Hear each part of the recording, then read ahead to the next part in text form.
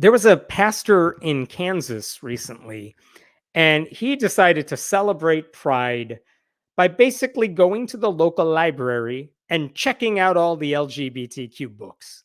And then he told members of his church to do the same thing because, in his mind, if they check out all the gay books, the books about gay people, trans people, kids won't get access to them. And let me show you what this man posted on Instagram right here. All right. Here's the pastor, Kyle Lamott. Here he is with his bags and bags of books. We'll come back to that picture in a second. It's Pride Month, a good time to recalibrate what it means to love your neighbors. One way you can love your neighbors and your community is to gather some of the men in your church and go empty the local library of all their LGBTQ plus books. Start with the kids' books and work your way up. This really is a great way to love your neighbors and serve your community. Okay, so they want to check out all the LGBTQ plus books, but like, do you know how long I looked at this picture? Let's look at this picture for a second. Let's zoom in here. I don't know this book, Transitions, but you could see it has a rainbow on it. All right, fine. But a couple things. Look at the size of these books. These are not children's books. They can't all be children's books. Some of those look really big. So they're not going after children's books, right? What else is here? If you look at this list, and I'm trying to zoom in, look at the top of the screen right now. That's a Deepak Chopra book. First of all, you can keep that one. No one wants it. But also, Deepak Chopra has many flaws, but I don't think he's written a book about like gay people or trans people. Like, why is that in the mix? I don't get it. What else is in here? You can tell me if you notice anything. Some of these books I get have something to do with LGBTQ people, but not all of them. What else is in here? I think there was a book about Black Lives Matter somewhere. Maybe I missed it as I'm zooming in. There was a book about Billie Jean King, the tennis icon. But again, they're just picking random books here. None of this has anything to do with kids' books or anything like that. Also, what's with that subtle dose of misogyny in that post? That guy said, gather together some of the men in your church and go empty the local library of these books. Like, why men? Do you not think women are capable of checking out books? Like, what if women folk get near literature? Oh no, they might start learning and educating themselves, and then churches like this will be screwed. Is that what you think is going to happen? So that's weird. But again, okay, what is the point of all this? The point of all this is obviously they just don't want anyone to get their hands on these books. I'm going to go ahead and show this right now. I'm going to speculate. Oh, I'm sorry. That's not the one I wanted to show. This one right here, because it's not about the kids. It's about the hate. I mean, that is my take on it for sure. And I'll come back to that point in just a second. But I have to wonder, I was thinking so long about the strategy employed here. Like, if you wanted to, if they said, and they didn't say this, but if they said, let's get these books from the library and burn them so no one can read them, I would say, well, that's stupid because there are other copies of the book. But also, okay, you want to destroy the books. But the whole point of a library is that people can check out books. Like, that's why they exist. If a book is unavailable, what do I do if I want a book from the library? Well, I can reserve it. I can check it out like a week or two later when it comes back to the library. So this act of pretend heroism, it wasn't preventing anyone from reading any of these books. At best, it just delayed it by like a couple of weeks. And it's also important to realize that a book doesn't have to have a rainbow on it to include LGBTQ characters or situations. This guy was literally judging books by their covers or taking whatever was on the Pride display and maybe whatever books were next to it, because I don't think the Deepak Chopra book would be on there. I don't get it. What I found hilarious, though, about all of this is that guess who was dunking on this pastor? The Wichita Public Library and a local news reporter. They all dunked on this guy. Here's what I mean. The local NPR station, they did an article about this. Here's what they said. The librarian at this place and other area librarians said the protest strategy likely would backfire because checkouts are an indication of demand for certain materials. Libraries track demand as they replenish their collections. When there's a high demand and usage of books, those are the ones we want to keep and even replace if they get damaged or not returned. If the strategy is to get them away from kids, in the short term it would work, but in the long run, we'd be more likely to buy those titles because of the usage. So, because this pastor checked out all these books and got all of his buddies to check out these books, there's a good chance the library is going to just order more because they're so popular. Even the Wichita, Kansas, not exactly the most liberal place, right? The Wichita Public Library System said the same thing. Happy Pride Month to those who celebrate. We learned that a local religious leader is emptying libraries of LGBTQIA plus books as a form of protest. Remember, your library's collections reflect your community, and when books are checked out and not stolen, that's so wrong, the data justifies that we should buy more to meet community interests. So all these people are mocking this pastor, right? They're having a field day with this guy. And the story, like the stunt didn't even work on its own merits because, and I found this amusing too, one of the things that the library said, the Wichita Public Library, they said on to a reporter, they have not noticed an unusual uptick in checkouts at Wichita branches. So had the pastor not posted on Instagram, had this not been a story, the Wichita Public Libraries wouldn't have even noticed people were checking out more LGBTQ books, which to me sounds like a guy like making love to a woman and the woman going like, wait, that's it? That's all you got? Like, what an insult from the library. Like, yeah, we didn't notice. This guy didn't do anything. Hilarious. When the library is dunking on you, you know it's bad. Okay, so here's what happened since then. Because I saw this story. I thought it was hilarious. But then I got to wondering, like, the NPR story, at the time I read it, they didn't have any quotation from the pastor. I think they didn't give him much time to respond, so he didn't have a statement. So I reached out to the pastor, mostly because I'm like, you understand this is a dumb idea, right? You know this is not going to work. I'm trying to figure out what's your mindset? What's the strategy you're going with here? Because you have to know this is not going to do whatever it is you think it's going to do. I mean, yes, it's a hateful thing to do to begin with, but also from your perspective, it's not going to work. That's okay. So I reached out to the dude, and to my surprise, he wrote back and he agreed to talk to me. So over the course of a few phone calls and text messages and emails, we had a long conversation, a couple of them, about what he was trying to do. And some of it I promised him I would keep off the record, and I will honor that. But here's what he told me on the record, okay? He said he wanted to clarify right away.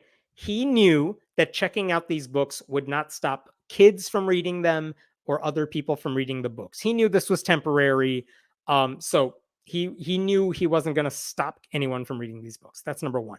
Number two, he told me he's not going to like steal the books. He's not going to burn the books. He is going to return them before their due date. So he wanted everyone to know that as well. He also told me his family has been harassed and doxxed, which obviously unacceptable. I don't condone any of that, and don't go harassing this dude. That's why he privatized or whatever the word is, his Instagram account. That post I showed you, you can't find it right now because he had to lock down his Instagram account because people were harassing him. And he says, yeah, there was criticism on his post as well when people heard about the story, but it went beyond criticism. It went beyond the pale. Okay, so I understand that. What he wanted, I did ask him questions though, because I did want answers. So my first question was like, you knew this was going to backfire, right? Because this is a dumb idea. He said, and he understood that the library may buy more LGBTQ books in response. He told me, I don't think the plan backfired at all. No, the truth is, I rarely check Instagram, and he shut it down. His argument was like, whatever the library does in response to this, they were going to do anyway, or whatever books the library was going to purchase. He's not on the library board. They have their own ways of doing things, their reasons for doing things. So he wasn't concerned about how they were going to respond to him. So he was aware that they're going to do what they're going to do. So he didn't think this was going to backfire. I think he's just covering his butt. I think he didn't realize it would backfire like that, but okay. He also said the intention and goal were not to influence the library's future inventory. My concern lies elsewhere. Okay, so then I asked him straight up, what are your concerns? What do you think is going to happen? Do you think, in my head, I'm like, do you think a kid's going to read a book like a memoir, a graphic novel about a gay person, about a trans child who's growing up and dealing with all that? And do you think a kid's going to read that and say, I didn't know that. I must be trans? Or do you think they're going to read a book with a gay character, or like maybe a scene in a young adult novel where a boy kisses another boy? And do you think someone's going to read that and say, I'm going to try that? I might be gay. Like, that's not how it works. That's never how it works. A lot of the times, the reason those authors even wrote those books aimed at younger audiences about LGBTQ issues is because when they were younger, those books were not there and they were struggling.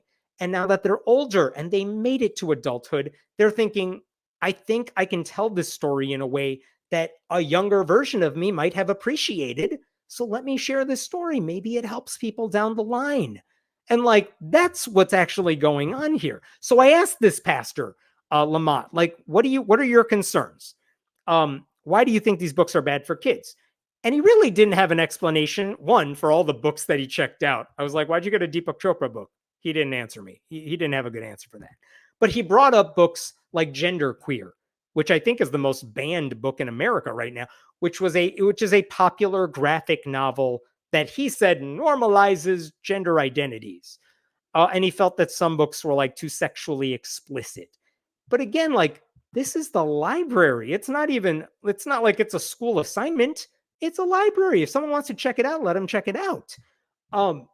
What about books, I said, that just have gay characters? Are you going after them too? What about books that give voice to the feelings that a lot of young people have when they are questioning their sexual orientation or don't feel like they are in the right body or something like that? All this stuff. Does he understand those concerns? And his answer, I'm going to show it to you here. He said, I don't have a problem with LGBTQ people. It's their ideology, which, as we learned in the last segment, that's like a very Shermer-esque thing to say. But let me show you what he said. I think there could be some misunderstanding here. My worry doesn't stem, where did it go? Doesn't stem from reading about LGBTQ issues or characters. No, it's about trying to love our community by helping protect the hearts and minds of children from an ideology that has an insidious appetite. Some will hear of this and interpret it as a personal or hateful act. Nothing could be further from the truth. To the contrary, I am convinced humanity is fully realized and flourishes in union with the incarnated Christ. The ideologies promoted in many of these books aimed at children is an ideology that dehumanizes. You know what dehumanizes people? Telling them they're all sinners from birth and that only Jesus will save them. Like, what the hell? They're showing kids that there's nothing wrong with them if they have a crush on someone of the same sex or if they feel like they're trapped in the wrong body. That is an act of love. That is not an act of hate. Like, in that way, these books can save lives. And this guy doesn't care about it, which is why he was trying to get these books out of those kids' hands. And furthermore, that sort of message of love is not one anyone in his church is ever going to hear, which means the kids in his church, the kids who go to conservative churches and who are taught to suppress who they are because of whatever the pastor says about the incarnated Christ, those kids are going to struggle even more because they don't have a loving person in their life. And these books may be the lifeline that they need. You don't show love by censoring these books, especially books that call for common decency and basic humanity, by helping readers, including, by the way, cis and straight readers, understand LGBTQ people a little better. I asked him straight up, the pastor, I'm like, what harm do these books cause? What ideology are you worried about? And he gave the same answer. It's like the ideology that says there's something wrong with the body God gave you, stuff like that. Like, it just didn't answer the question. I think if you believe children only have worth under Christ if they're cis and straight, which is what I took away from his answers, I think that means your religion is not teaching you to love people and you should stop pretending otherwise. If you love children, you should want them to love themselves. And these books help them do that. And you know what doesn't help? Telling them that they're going to go to hell unless they change their very essence to fit some made up mold of Jesus. So then I thought, like, let me try one more question. What if it was December and there were a lot of books out about Christmas and the birth of Christ, and a bunch of atheists said, hey, gang, let's go to the library and check out all of these Christian books, not because we have any interest in reading them, but just to stop Christians from getting them. I asked this guy, like, wouldn't you be upset about that? Wouldn't you say, like, look, these atheists are persecuting us, or they're mad at us, they hate us, like something like that? Right? Easy question. Just admit you're a hypocrite, right? And he said, as a Christian pastor, I happily affirm the principle of liberty in literary pursuits. If atheists wish to peruse all the Christian texts, let them. After all, the truth has a funny way of revealing itself regardless of one's intentions. Which, I guess there's a point to that. I mean, first of all, nothing makes people atheists faster than reading Christian books and reading the Bible. But also, like, listen to what he said. I happily affirm the principle of liberty in literary pursuits.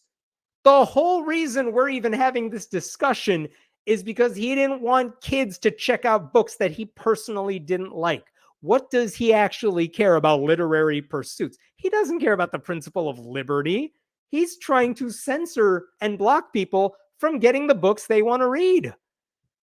And I think that tells you a lot about the conservative Christian mindset, right? Instead of dealing with reality, there are some pastors who just want to shield people from ideas that may go against what their churches teach. Censorship is one of those tools. And I think there is this underlying belief. He didn't say this. This is me talking. I think he believes that if you never learn that trans people exist, and if you're not ever shown gay people in a positive light, no one will ever become gay or trans or bi or anything themselves. Like, and as anyone who is LGBTQ could tell you, that is not how it works. Kids who are gay or trans will continue to be gay or trans. Now, whether they can accept that and whether they make it into adulthood, that is an open question. And people like him don't want them to reach adulthood. Not being happy with who they are, that's for damn sure.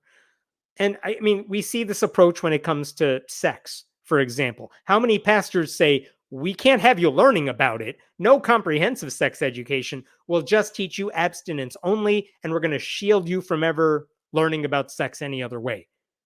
And of course, we know, scientifically, we know that doesn't work. People are going to have sex. The question is whether they're going to do it in a safe way or not. Same thing with like atheism. They don't want you learning about it. Same thing with evolution. Like, they don't want you exposed to it because they think you'll believe it or understand it. Like, I guess the one thing I'll close with this. This guy currently, his church has a lot of books about gay people, including gay people, trans people. Like, they're sitting there. You have them for a couple of weeks. Maybe open up a second book for once in your life. Open it up, read those books, maybe get some understanding. It'll be good for the people in your church, because maybe if you read some of these books, you would realize they're really good. Not all of them, because some books suck no matter what they're about, but a lot of them are really good. And I'm lying. He actually did mention he read other books, just not these ones. He should. He should read these books. He has them. Okay. What other questions we got here? While we are getting those, what library lets you check out this many books at the same time? That is a fair question, Joe. I believe the Andover Public Library, where he got those books from in Kansas, they had a 50 book limit for checkout. So when he said, like, hey, get the men in your church, not the ladies, they don't allow them to check out books. No, but like if multiple men checked out books, then each of them could get a whole bunch. That's why he ended up with so many in his church, because I think him and a few of his buddies checked out all of those, not just one dude. I'm going to speculate they did not check the books out. False. They did check them out. Like, they had their library card and everything. They will return the books before their due date, I was told. So I'll correct the record on that. They did it by the book. They didn't do anything illegal. They probably made a field trip group. That hall is probably the whole church's hall. Yeah, exactly. It's more non-biblical books than they've ever seen in their lives. Does that indicate he perused the LGBTQ books? I think he actually just went to the pride display at this local library and just shoveled it all in his bags. Him and the other men, they just stuffed them in their man purses and checked them out. Though I'm still wondering where he got the Chopra book from. I don't know.